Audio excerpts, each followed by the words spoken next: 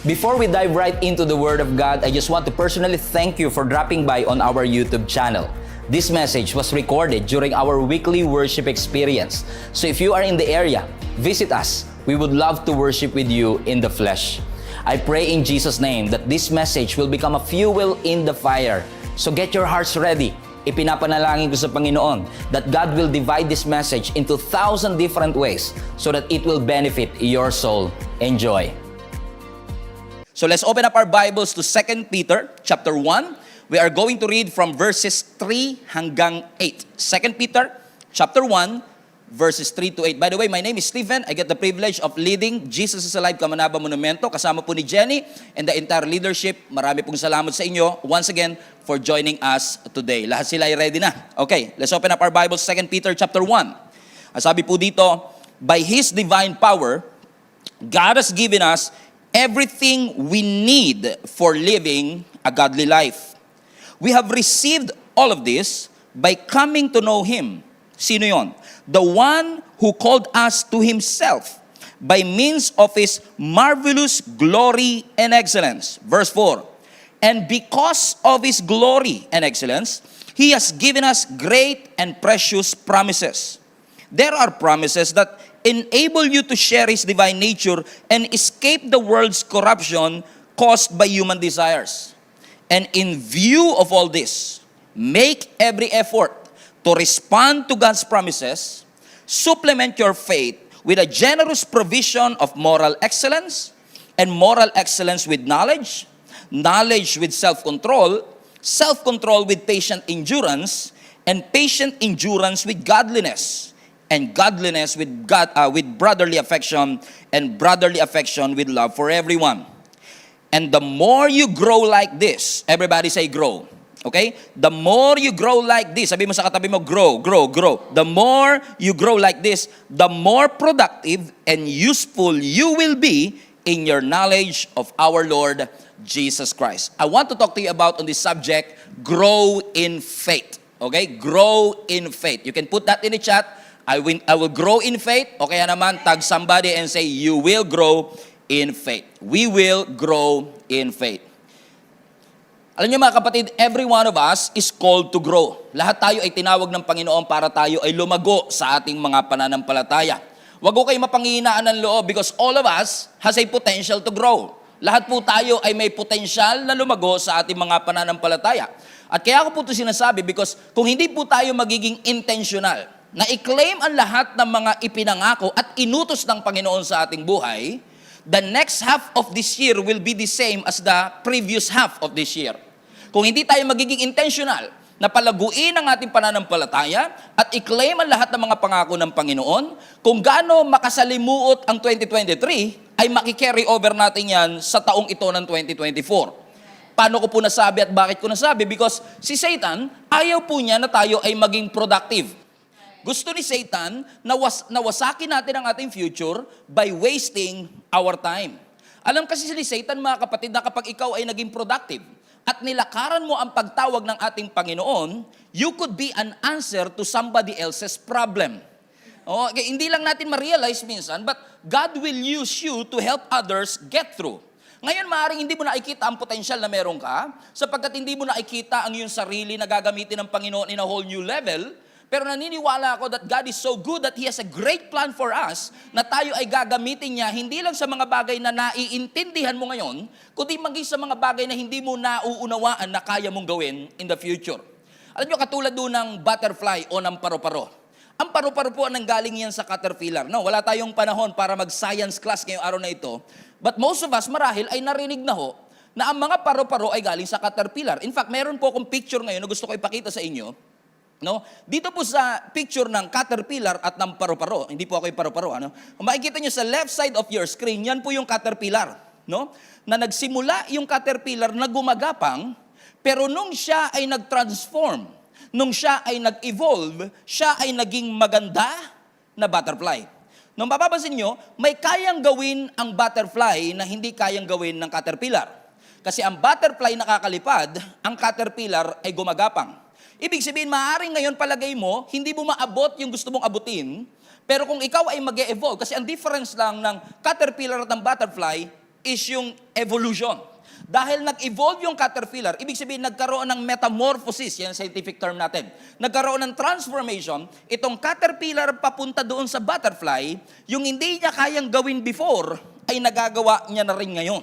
So ibig sabihin, yung caterpillar, after ng evolution, after ng transformation, come on somebody, after ng metamorphosis, yung hindi niya kayang gawin, nagagawa niya na ngayon. So, ibig sabihin mga kapatid, may mga kaya kang gawin in the future kung lalakaran mo ang pangako ng Panginoon, yung purpose ng Lord sa iyong buhay, na hindi mo magagawa at malalakaran kung mananatili kang caterpillar. Ang tanong ko sa iyo kapatid, kung nakadesign ka talagang lumipad, bakit ka nagsesettle na gumagapang? Kung talagang inalaw ng Panginoon at dinisign ka ng Panginoon to go to the next season, maybe to preach the gospel to many nations, bakit tayo nagsesettle for less? I always say that. And in fact, let us ask ourselves a question, especially if you've been part of our community for quite some time, if you consider yourself to be part of our global family, hindi po ba kayo nagtatanong sa Panginoon, Lord, bakit mo ko nilagay sa JIA o sa Jesus is Alive? Tingin mo ba kapatid, aksidente talaga na nandito ka sa JIA? Hindi ho. Naniniwala akong may purpose at plano ang Panginoon sa iyong buhay at ang naisin ng Panginoon, ikaw ay mag-evolve, ikaw ay mag-transform into all that God has created you to be.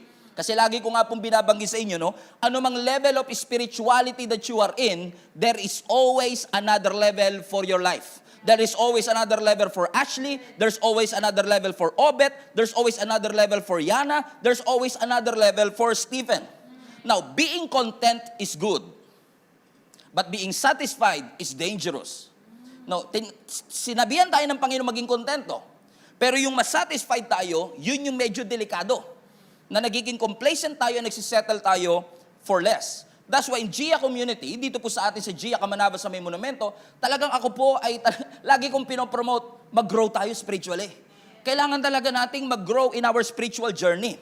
And maybe you haven't accepted Jesus yet as your Lord and Savior, but it doesn't mean na hindi ka po pwedeng lumago sa iyong pananampalataya at sa iyong spiritual journey sa ating Panginoon. Dapat nga po, pinopromote talaga natin sa link up group natin, sa church natin, sa family natin, na talagang, Lord, i-desire ng bawat isa sa amin na kami lumago sa pananampalataya. Especially right now, na ang simbahan po natin ay lumalago numerically. We are literally expanding physically. Nagpapagawa po tayo ng mas malaking space para mas maraming tao ang makakilala sa Panginoon at magkaroon tayo ng lugar. Amen? Para sa gawain ng Diyos. Amen po ba dyan mga kapatid? But, maganda na tayo ay merong growing church. Maganda na meron tayong numerical growth. Pero isa sa pinaka-importanting kailangan nating i-desire, yung spiritual growth. That we are not just growing on the outside, but really growing on the inside. Na walang question, no? Lahat naman siguro po tayo, totoo, authentic, o genuine. Puro synonym yan, ano? Totoo, authentic, genuine. Pare-pareho lang ibig sabihin na lahat po tayo ay may totoong pananampalataya sa Panginoon. Pero ang Diyos po natin, hindi niya lang hinihiling na maging totoo ang pananampalataya mo. Hinihiling din ng Panginoon na lumalago ang iyong pananampalataya. O kailangan totoo, and at the same time, lumalago. Everybody say spiritual growth. Bakit kailangan i-desire spiritual growth? Ano nga po ba ang spiritual growth in the first place? Now, by definition, pag sinabi mong spiritual growth, it is a process of becoming more and more like Jesus Christ. So kapag ikaw ay lumalago sa Panginoon, hindi ka lang lumalago in terms of your habits and your character, pero ang goal nating lahat, maging kawangis tayo ng ating Panginoon. Be like Jesus Christ. To become like Jesus Christ. Bakit po importante ito mga kapatid? Ganito yan, ano? Nung tinanggap mo ang ating Panginoon, the moment that you accepted Jesus Christ as your Lord and Savior, ang sabi ng Scripture, salvation took place. Nangyari po ang salvation nung tinanggap mo si Jesus Christ as your Lord and Savior. So salvation takes place when you accepted Jesus. But when salvation takes place, spiritual growth should begin. So kapag tinanggap mo na si Jesus Christ, doon na po nagsisimula yung desire dapat natin na ang ating pananampalataya ay lumago at maging kawangis tayo ng ating Panginoon. Bakit siya importante, Pastor? Bakit kailangan ko maging kawangis ng Panginoon? Why should I become like Jesus Christ? Napaka-importante po nito because listen to me, in spiritual growth, everything about you changes and improves. Kapag lumalago ka sa pananampalataya, nagbabago ang iyong buhay, nag-i-improve ang iyong buhay. Kapag ikaw ay merong spiritual growth, na-enhance nito yung ability mo to deal with challenges and difficulties in life. Hindi ka basta-basta sumusuko. Hindi ka basta-basta nanghihina. Sa spiritual growth, nabibigyan ka ng sense of purpose. Nabibigyan ka ng sense of meaning. Dati ang ginagawa mo lang, nag-church ka lang, pero habang tumatagal, mas lalo mo nare-realize, may plano pala ang Panginoon sa akin. Nung tinanggap ko pala ang Panginoon bilang aking Diyos at tagapagligtas, yung citizenship ko dito sa Pilipinas, nadagdagan ng isa pang citizenship. In fact, ni-remind ako sa tunay kong citizenship. Bakit ang tunay nating citizenship is in, everybody put that in the chat, is in heaven. You are a citizen of heaven, not a slave of this world. Kailangan mo ma-realize yan. Hindi ka alipin ng mundo, citizen ka ng langit. Ibig sabihin, kung hindi ka alipin ng mundo at citizen ka ng langit, ang future mo wala dito. Ang future natin kasama ang ating Panginoon. So, hanggat nandito ka pa, ibig sabihin, hindi pa tapos ang Panginoon sa'yo. May purpose pa ang Panginoon sa'yo. So, the moment na tinanggap mo si Jesus Christ, the moment na matutunan mong makinig sa Diyos, na nagsalita ang Diyos, ma-discern ang kanyang boses, after hearing His command, what's next? Yun ang tanong na marami. Ano na po ang aking susunod na gagawin? Kasi ang tunay na sukatan ng paglago, hindi lang yung makatanggap ka. Ang tunay na sukatan ng paglago, paano kayo tumutugon dun sa bagay na natanggap mo? Hindi mo lang narinig, kundi paano ko i-apply. Because there is more than just believing. Hindi lang paniniwala, kundi paano ko lalakaran. Paano ko i-apply ang mga bagay na pinaniwalaan ko sa aking buhay. Listen to me, my friend. You must understand that there is a bigger purpose ang Diyos sa buhay mo. Okay? Mas malaki ang purpose. Ang purpose ng Diyos sa iyo, hindi ka lang matulog 1/3 of your life. Ang purpose ng Lord sa iyo, hindi lang kumain, hindi lang magtrabaho, again, 1/3 of your life. Ang purpose ng Panginoon is bigger than yourself. In fact, God's purpose for you is much larger than what you comprehend. Let me repeat. God's purpose for you is much larger than what you comprehend. Sometimes, ang purpose ng Lord, maaaring hindi natin maintindihan on the other side of this eternity, pero ang alam lang natin, may purpose ang Panginoon sa ating buhay. At darating ang panahon sa iyong buhay. Okay? Darating, pagdating ng panahon, sabi nga ni Isa, pagdating ng panahon, darating ang araw na marirealize mo, mga kapatid, na may mga pangangailangan ka na hindi mariresolve ng religious routine. Darating yon. Kasi habang tumatagal ka sa Panginoon, habang lumalalim ka sa Kanya, marirealize mo na hindi na pala sapat yung religious routine lang. Time will come na masasabi mo na lang talaga, enough is enough. This is it. Sawa na ako sa buhay na connected ako sa Diyos pag Sunday, pero disconnected naman ako all my life. Sawa na ako sa buhay na kapag Sunday connected ako sa Panginoon, pero kapag Monday, I look like the world, I talk like the world, I act like the world. Sawa na ako sa Christianity light. Sawa na ako sa mababaw na Christianity, na kapag Monday, iba ang ugali ko, kapag Monday, di ako marunong magpatawad, pero pag Sunday, I claim myself to be connected with Him. I'm tired of serving out of emptiness. I want more of God. Gusto ko maranasan ng Panginoon in a whole new level. I want the presence of God in my life. Everybody say, I want more. I want to serve God more. I want to go deeper in my relationship with Him. Gusto kong maranasan ng ating Panginoon. Is there more? Is there more to this?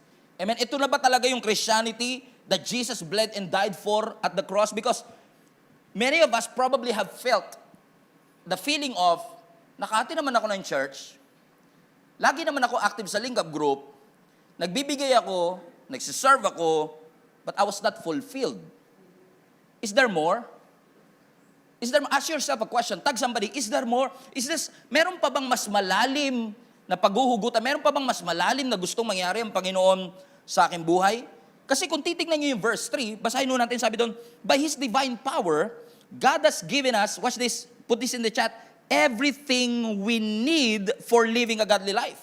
So kung ang gusto nating mangyari ay mamuhay na naaayon sa kalooban ng Panginoon, sinabi rin ng Scripture na binigay na ng Panginoon lahat ng kakailanganin mo para ma-accomplish at magawa iyon. In fact, napakaganda po nitong 2 Peter chapter 1. Ito po ay isa sa kinukonsider na pinaka-dense na passages in all of the Bible. Pag sinabing dense, ay parang siksik. No? Siksik, and as much as we want to na i-digest talaga ng totoo ang lahat ng mga words dito sa text na ito, we have a limited time. Pero kung titignan niyo yung konteksto nito from 1 Peter, sa 1 Peter kasi, ang dinidil ni Peter dito is yung external challenge, which is yung persecution, yung oppression na nararamdaman nila sa kanilang pananampalataya. On the other hand, sa 2 Peter, nagkaroon naman ng internal challenge. So sa 1 Peter, external, sa 2 Peter, internal. Ito naman pumasok yung mga deceptive teaching, na may mga bago sa pananampalataya na nadadaya sapagkat akala nila better is always good. Na parang yung better kasi naging relative, hindi kasi porket better. Kasi, halimbawa, you become a better Christian o a better thief. Para yung better yun Mas magaling na magnakaw, mas magaling na Christian. Pero better is relative. It depends on how you use it. So, parang ang pakiramdam nila is, magsettle na kami sa ganito, ito na yung ginawa ng Panginoon sa atin. At ini-imply ni Peter dito sa passage ng Scripture na ang growth natin, ang paglago natin should be happening every single time. Kasi parang sa atin, di ba, sa biological growth natin, sino ba rito pinanganak? Wala naman sigurong hindi pinanganak, ano? Lahat po tayo ipinanganak. Pero nung tayo ay ipinanganak, ang goal ng mga magulang sa atin ay palaguin tayo, palakihin tayo from infant to a responsible adult. Ganon din po sa spiritual journey natin. The moment na tinanggap mo si Jesus Christ as your Lord and Savior, you are in essence, amen, born. Kaya nga tayo, we were born again in the Spirit. Hindi naman tayo bumalik sa tiyan ng nanay natin, pero in the Spirit, the moment you accept Jesus Christ, para kang ipinanganak na muli. So when you got born again, katulad ng biological growth, nung ipinanganak, hindi po pwedeng tapos na doon. Nung ipinanganak, doon pa lang nagsimula. Ibig sabihin, sa birth, amen, hindi doon natatapos. It should not stop there. Kasi lagi nga natin sinasabi, growing old is mandatory, growing up is optional. Lahat tumatanda, pero hindi lahat ay may pinagkakatandaan. So, kailangan natin ng spiritual growth. So, many of you are probably asking me at this point, Pastor, I want to grow in my faith, but how will I grow in my faith? Okay? How will we grow? Based on the text that we've been reading, paano nga ba tayo lalago sa ating pananampalataya? Number 1, if you want to grow in your faith, get to know Jesus. Okay? Get to know Jesus. Put that in the chat. Get to know Jesus Christ. Basahin ulit natin yung verse 3. Ang sabi ng Scripture, by His divine power, God has given us everything we need to live a godly life. We have received all of this by coming to know Him, the one who called us to Himself. Napansin nyo, no? We have received all of this by coming to know Him, the one who has called us to Himself by means of His marvelous glory and excellence. Now, ang trick dito mga kapatid is to read this upside down. No? Basahin natin pabalik. Ang sabi nung part ng verse 3, sa kalahati, ang sabi doon, na-receive namin ito by coming to know Him. Gusto nyo ba na makilala pa ng mas malalim ang ating Panginoon? Yes, okay, gusto natin. Amen. Paano na anong goal natin? Kung gusto natin makilala ang Panginoon, ano ang goal natin? Balikan ninyo. Ang sabi ng John is to live a godly life. Pero kung babalikan nyo pa all the way, ano ang magiging reason para magawa natin yan is by His divine power. Look at verse 3. Sabi nun, by His divine power, God has given us everything we need. Everybody say divine. Now, that's interesting. Kasi ang sinasabi ng Scripture, hindi ka lalago on your own kili-kili power. Hindi ka lalago on your own self-made, man-made power. Hindi ito base sa baterya o fuse. Yung growth na mangyayari sa buhay mo into all that He has created you to be so that you will get to know Jesus Christ more and more in your life. If you want to pursue Jesus Christ, you need a divine power. Amen? Ano ba ang kayang gawin ng divine power? Mga kapatid, ang kaya lang naman gawin ng divine power, mag-create ng universe. Magpaikot ng mga planeta, isustain ang earth, magpagaling ng sakit at bumuhay ng mga patay. Ganun lang naman. Ganun lang kasimple. Amen? Ganun lang kasimple na ang sinasabi ng Scripture, dahil sa divine power ng Panginoon, ang sabi ng Bible, binigay niya na yan lahat ng kakailanganin mo para ikaw ay lumago sa iyong mga pananampalataya. Ibig sabihin, as a Christian, bilang mananampalataya ng Panginoon, you can grow as much as you want because you have an access to divine power. Pwede kang lumago as much as you want. You can eat all you can. Dahil alam natin mga kapatid na meron tayong access sa divine power ng ating Panginoon. Hallelujah! Ibig sabihin dahil divine power siya, it is the work of the Holy Spirit in your life. Kaya pala sabi ng Philippians, ano, I can do all things blank. Put that in the chat. I can do all things. Ano yung kasunod? Through Christ. Hindi siya through me. Hindi siya through my strength, through my talents or giftings. You can do all these things. You can grow in your faith through Christ who strengthens you. For what reason? For what reason? Ano sabi uli ng verse 3? So that we can live a godly life. Amen? Para tayo ay magkaroon ng makadiyos na buhay. Amen? How? Paano yun? By coming to know Jesus Christ. That's on verse 3 as well. That's our goal. Mapursue natin ang ating Panginoon. Because you have to understand, my friends, that as a Christian, actually kahit hindi, Christian ka man o hindi, we are all shaped. Even as I speak. We are shaped all the time. You can be shaped externally. Kung ano-ano kinakain mo, makaka-apekto yun sa physical na hugis ng katawan natin. Lagay mo nga sa chat, wag namang usapang katawan, pastor. Okay? So kung paano ka kumakain, ano ang iyong kinakain, paano ka natutulog, ano ang nilalagay mo sa katawan mo, paano ka nag-e-exercise, you are being shaped externally. Pero hindi ka lang shaped externally, hindi ka lang nagkakaroon ng hugis externally, ikaw rin ay nagkakaroon ng hugis internally. Ang tawag ko dyan ay spiritual formation. So nagkakaroon ka ng physical formation kapag depende sa kinakain mo, paano ka matulog, paano ang ginagawa mo. Kasi, kaya di ba, 10 years ago, minsan iba na itsura natin because of what we do externally. But mas importante rin yung internal formation. Bakit? Kasi hindi lang to base sa kinakain mo, paano ka mag-exercise, kundi paano ka mag-isip. Ano yung pinapapasok mong mindset sa iyong isip? Takot ba yan? Anxiety ba yan? O in love? Tingnan mo, pag in love ang tao, halatang-halata mo sa kilos niya. Di ba? Pero kapag takot na takot, halatang-halata mo rin sa kilos niya. Paano ka magpumili? Ano ang mga desire sa pinipili mo? And some of the people are working hard para magkaroon ng spiritual formation ang kanilang buhay. Some naman are hardly working. Yung iba masipag, yung iba naman tamad pagdating sa bagay na ito. Kaya nga lagi natin sinasabi, ang nangyayari sa buhay natin is either by purpose or by accident. By default or by design. Pwede mong piliin, pero pwede rin namang aksidente lang at hindi talaga nangyari. Katulad ng pagkain. Ano yung pagkain? Everybody say food. Amen? O, wag na muna magtatag kung gutom na kayo, ha? Okay. Tulad ng pagkain. Alam niyo, ang food is very important for our survival. Hindi ka makaka-survive sa buhay kung hindi ka kumakain ng pagkain. At kung tama ang nourishment, pag hindi tama ang nourishment, pag hindi tama ang iyong kinakain, you will be weak. Magkakaroon ka ng tawag nila dyan ay deficiency, kakulangan. Okay?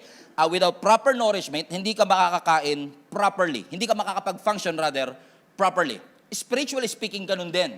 If we don't read the scriptures every day, hindi natin makikilala ang Panginoon. Because your choice to read this or not will form your spiritual life.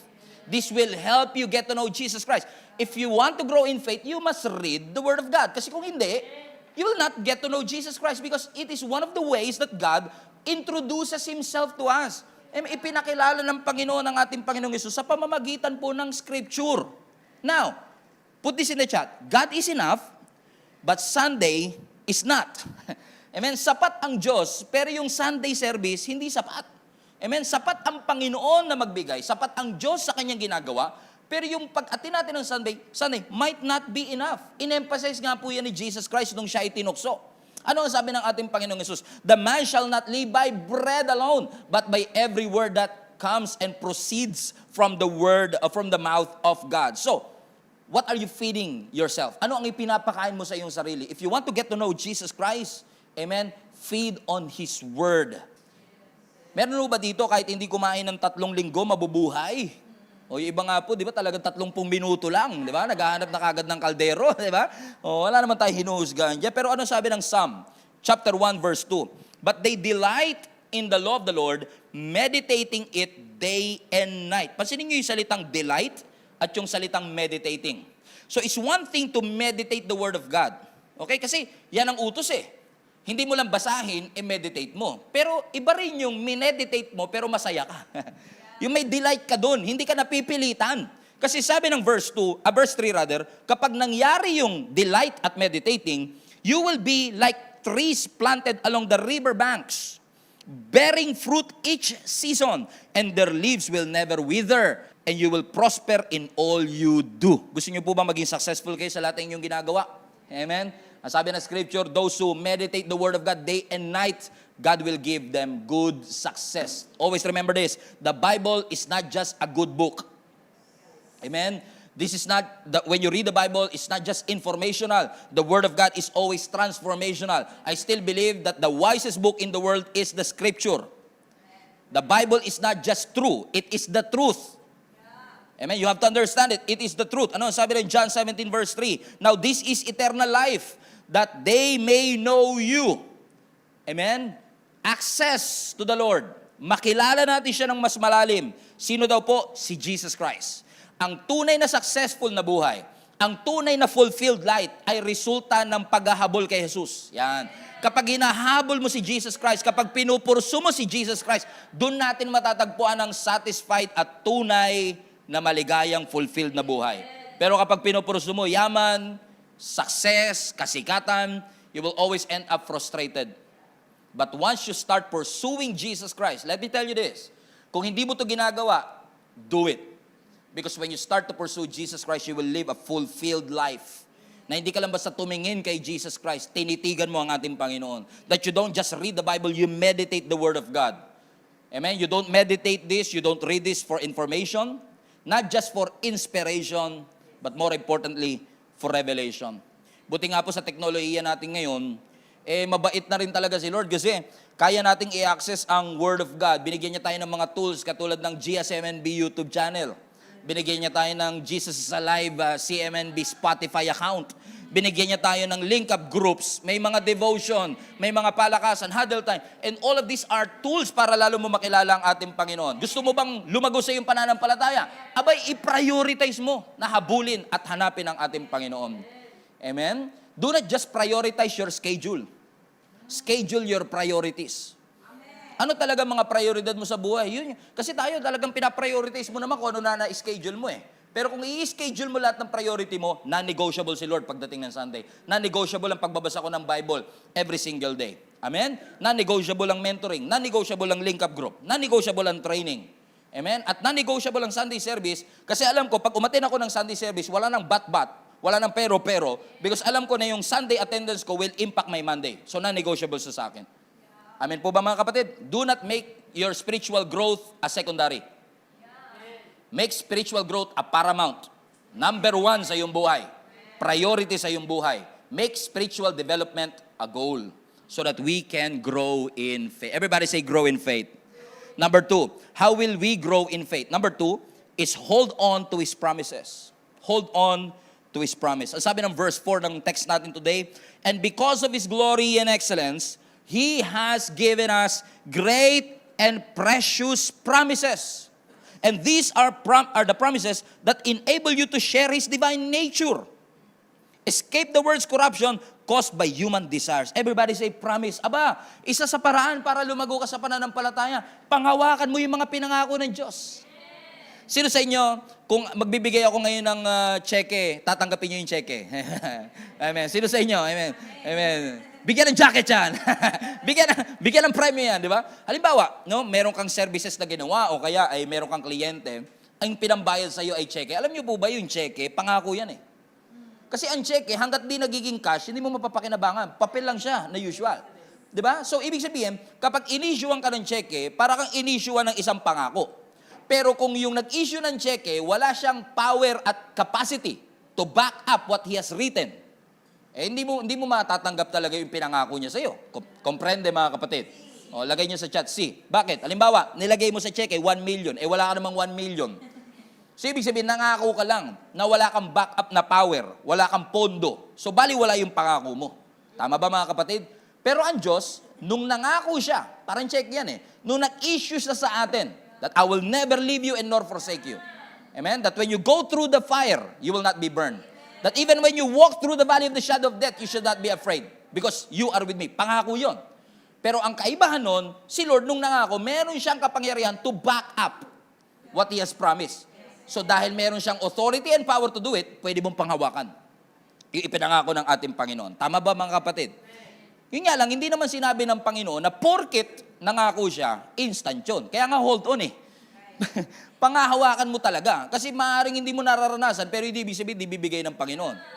Napaprostrate ba? Sino sa inyo ayaw nyo nag-aantay pag mahaba pila? Pero nakakainis minsan yan, no? Pipila ka sa bangko, pipila ka sa, kahit magbabayad ka na lang ng tuition fee, minsan ang haba-haba pa ng pila, para sa ticket ng bini, pila ka ng mahaba, mahaba sa pila sa restaurant, pila sa nag-book ka ng Grab, ang tagal-tagal, bago, ang hirap ng ikaw ay nag-aantay. Pero mas mahirap yung nag-aantay ka sa wala.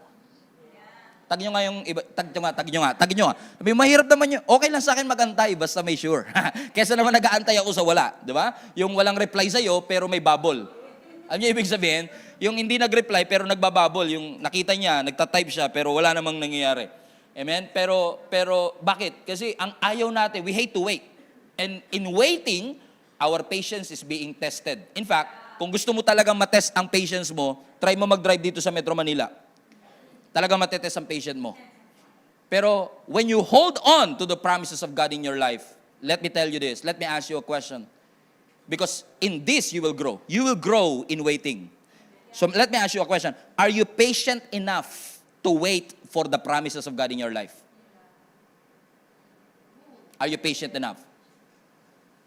Pansinin niyo ang sinabi ng scripture. Run the race with endurance. Ba't sinasabi ng Lord na endurance? Kasi hindi magiging madali. Mag-aantay ka talaga. Kaya nga ang pagiging Kristiyano, punong-puno ng pananampalataya. Pananampalataya sa pagsisimula. Pananampalataya sa pagpapatuloy. At pananampalataya sa pagtatapos. Mula pagsisimula hanggang pagtatapos, kailangan mo ng pananampalataya sa iyong buhay. Bakit? Hindi naman sinabi ng Panginoon na magiging madali po ang buhay. There will be wow days, may mga ow days. May mga highs and lows, mountain top and valley experience. May mga miracle na biglaan, may mga miracle na 30 taon. May mga miracle na hindi mo kagad makakukuha. Pero, inaalaw ng Diyos yun to test our patience. Tandaan nyo to, kung ang buhay natin perpekto, kailangan mo pa ba si Lord? Diba? Buti nga po, hindi perpekto ang ating buhay. Kasi tinuturuan tayo ng Lord ng determination, ng endurance. Nung bago ka palang Kristiyano, naalala niyo po, nung bago pa lang kayo Christian, lagi niyo pinupost sa Facebook, I have decided to follow Jesus. Eh nung 10 years ka na, I am determined to follow Jesus. Kasi hirap na eh. Talagang hindi na to basta choice. Determinado ka na dapat. Kasi ang hirap kasi, Lord, nangako ka, pero ba't hindi nangyari sa akin to? Kaya nga kailangan nating i-develop ang ating pananampalataya. Alam niyo, ang pananampalataya, hindi responsibility ng Diyos yan. Responsibility natin yan. Our faith is our responsibility. And when you say you have faith in God, you believe in the Lord, and you believe that He exists. He believe yet you can. In faith, you can see the impossible. In faith, you can do the impossible. Hindi mo lang makikita, magagawa mo, mararanasan mo, pero kailangan kang dumaan sa mga testing. Kailangan kang dumaan sa mga pagsubok ng buhay. Taas nga po kamay, pakita nyo sa katabi nyo kung kayo ay dumaan na sa mga pagsubok. O napansin nyo ba yung mga pagsubok na pinagdaanan nyo, patindi ng patindi? Hindi padali ng padali. Di ba akala natin, pag Kristyano ka na, dumadali na. Hindi nga eh. Habang tumatagal, pahirap ng pahirap ang mga problema. Pero pansinin nyo to. Lahat ng high quality disciple, nakaranas ng high quality problem. O kaya sila naging high quality. Kaya naging determined. Kaya malalim kay Lord. Kasi matindi rin ang mga pinagdaanan nila sa kanilang buhay. Amen? Eh minsan tayo, Lord, bawasan niyo po problema namin. Alam niyo magandang prayer? Lord, i-increase niyo po yung quality ng problema ko. Kaya natin ipag-pray yun? Lord, wala bang mas mahirap? Lord, gusto ko mapunta sa next level, baka meron ka naman dyan mas mahirap-hirap. Amen? Kaya ang sabi ng scripture, no, may pinangako ang Panginoon, so we must hold on to that promise. Maging determinado ka. Amen? Na kung hindi man mangyari sa iyo, pwedeng i-fulfill ng Lord sa apo mo. Pwedeng i-fulfill ng Lord sa iyo mga anak. Kaya nga sabi ng Isaiah 60 verse 22, sa last part, at the right time, I, the Lord, will make it happen. Amen? Everybody put that in the chat. At the right time. Sa tamang panahon, the Lord will make it happen. Why? Bakit natin kayang panghawakan yan? Kasi alam natin, our God is faithful. And He is faithful to His promises.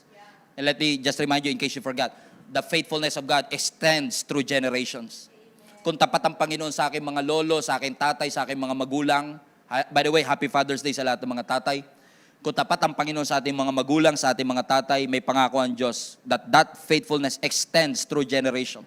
Tapat siya sa generation natin, magiging tapat siya sa mga future generation. Amen? Because He is faithful. Amen? Do you want to grow in your faith, mga kapatid? Sino sa inyo gusto niyo lumago kayo sa inyong pananampalataya? Amen? Ano yung una? Habulin natin ang Panginoon. Amen? Pursue Jesus Christ. Talagang habulin natin ang Diyos. Hindi kasi natin mangyayari ako kung hindi natin kikilalanin ng Diyos. Everybody say, get to know Jesus Christ. Number 2, hold on to His promises. At ang pangatlo, and I will close with this, supplement your faith. Amen? Supplement your faith. If you want to grow in faith, you must supplement your faith. Ano sabi ng verse 5? In view of all this, make every effort to respond to God's promises. Watch this. Read this together. Supplement your faith with a generous provision of moral excellence with knowledge. Yung knowledge, self-control.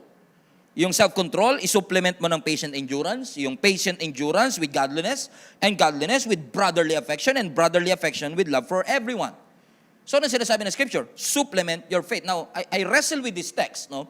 Because yung word na supplement, rather, pansinin nyo, pag sinasabi mo kasing supplement, di ba, parang laging dagdag mo. Diba? Kumbaga parang pagka kaya ka nagkakaroon ng, alimbawa, sa katawan natin, sino sa inyo mga nagbabitamins? No? Di ba supplements yan eh? Bakit ka nagsusupplements? Kasi usually, kaya ka umiinom ng supplements because ang sabi ng doktor, meron kang deficiency. Meron kang kakulangan. So, listen to me. So, isusupplement mo ngayon yun. So, kung babasahin nyo yung scripture, ang sabi ng Bible, lalago tayo sa ating pananampalataya, panghawakan natin ang kanyang mga pangako, at isupplement mo yung faith mo. So, ibig mo sabihin nun, Pastor, kailangan ko mag-add, kailangan ko magdagdag. Doon ako nag-wrestle eh. Ang sabi ng mga doktor mismo to, hindi ako expert naman. Ang sabi nila, hindi mo kailangan ng supplement kung wala ka naman deficiency. Okay? So, kaya ka nagsusupplement kasi mayroon kang iron deficiency. Mayroon kang, nag-invento na lang ako, protein deficiency. Okay? Or whatever deficiencies that you have. So, ibig sabihin, kaya ka may supplement kasi may deficiency. Pero, yung Greek word ng supplement your faith, watch this. Lapit kayo sa akin. Yung Greek word ng supplement, hindi yung magdagdag ka dahil deficient. Yung supplement dito is actually, watch this, is the outcome of your faith. So, hindi mo dinadagdag, lumalabas sa'yo. Guess nyo ba? So, sa supplement, iinom ka ng gamot. Pero yung supplement your faith, ang sinasabi ng scripture dito, when you grow in faith, yung mga moral excellence, yung knowledge, lahat yun ay produkto. Lahat po yun ay outcome. Kaya pansinin niyo, sinabi ng scripture ulit sa verse 10, in view of all this, make every effort, verse 5, make every effort to respond to God's promise. Everybody say response. Yun yung clue na kagad eh. Amen? Na magre-respond. May pinangako ang Diyos and make every effort to respond. Amen? So, ibig sabihin, yung supplement na yun, yung moral excellence, yung knowledge, yung brotherly affection, yung love for everyone, yung self-control, hindi yun yung bagay na, okay, gusto pala ng Panginoon para mag-grow ako, may self-control ako, may endurance ako, may godliness ako, may brotherly affection. Tama po yun. Pero, ang sinasabi ditong supplement is that when you put your faith in Jesus Christ and when you grow in Him, automatic yung lalabas. It will supplement your faith. Amen? It will complement your faith.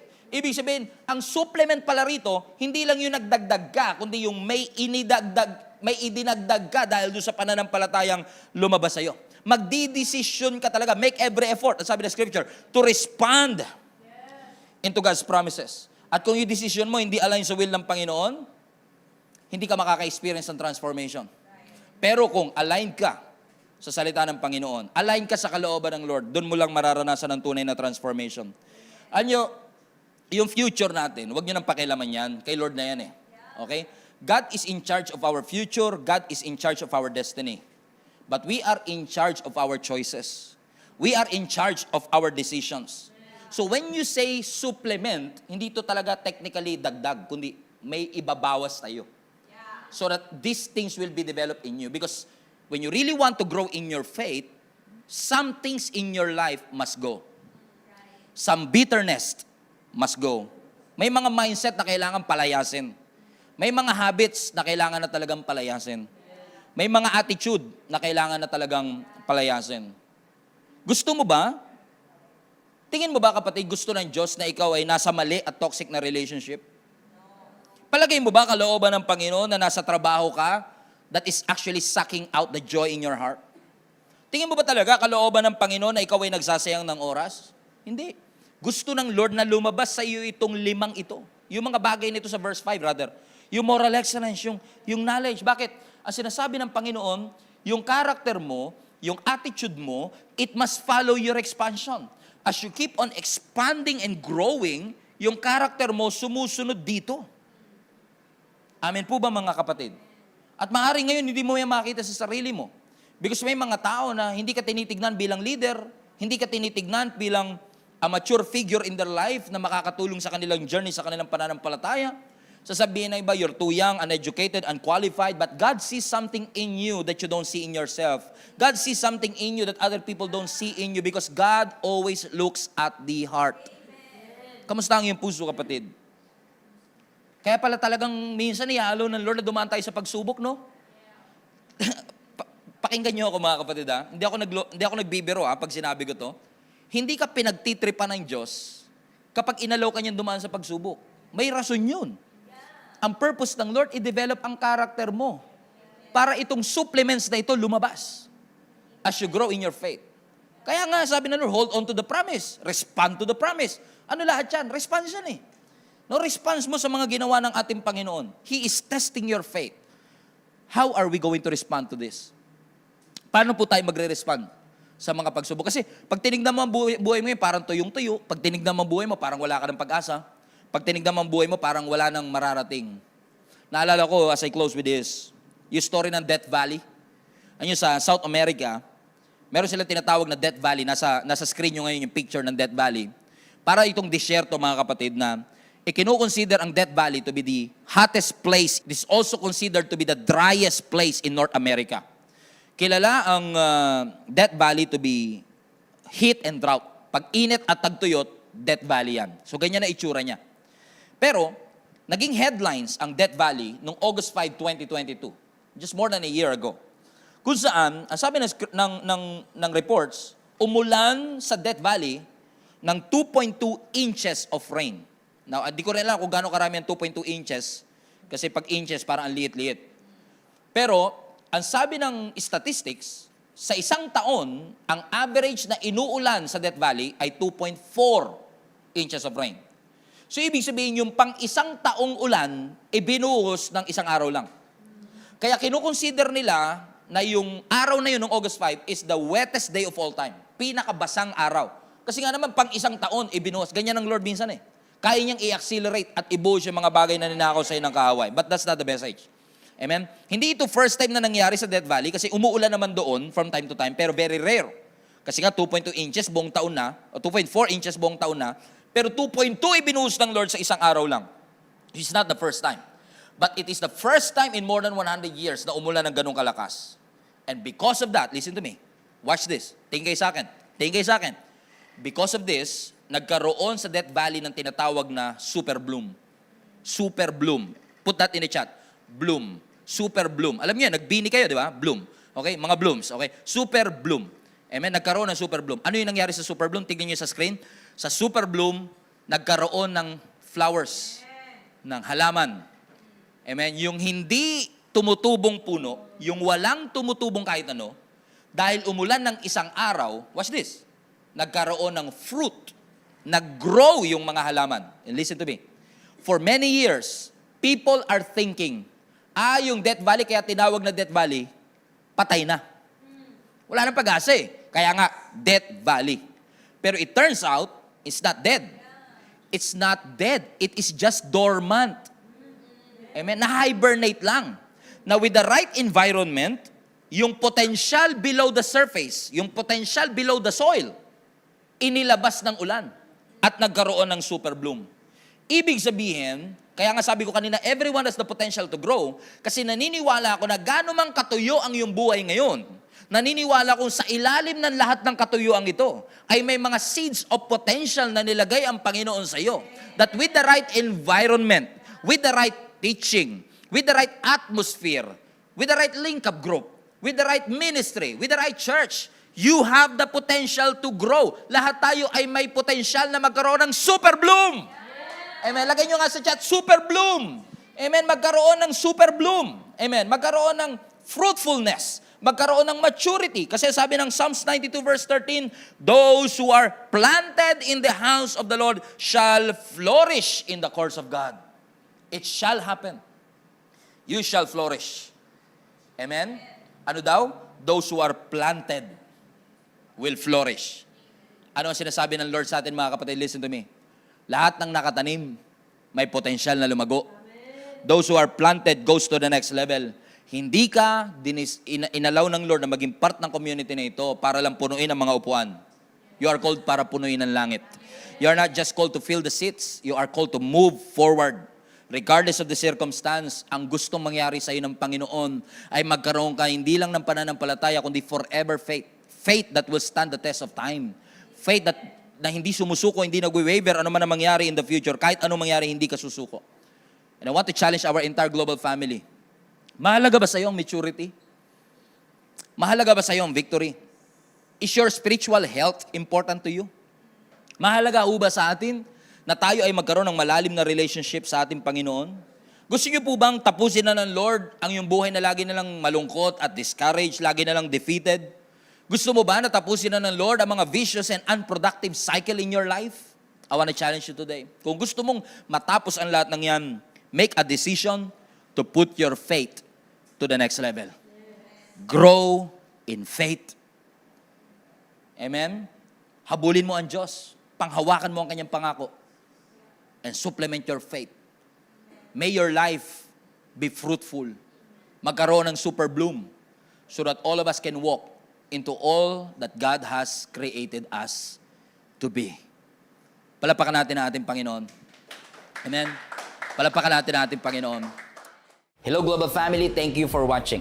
If this message have impacted your life, please consider subscribing. Let us know in the comments what God spoke to you today.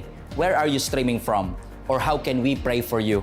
We pray in Jesus' name that we will continue to advance God's kingdom through the spreading of His Word through this online platform that we have. If you want to support the ministry of Jesus is Alive community, I want to encourage you to support financially and give. Go to our website, gsmnb.com/give, for you to know all the ways that you can support this ministry. I hope to see you soon. God bless you.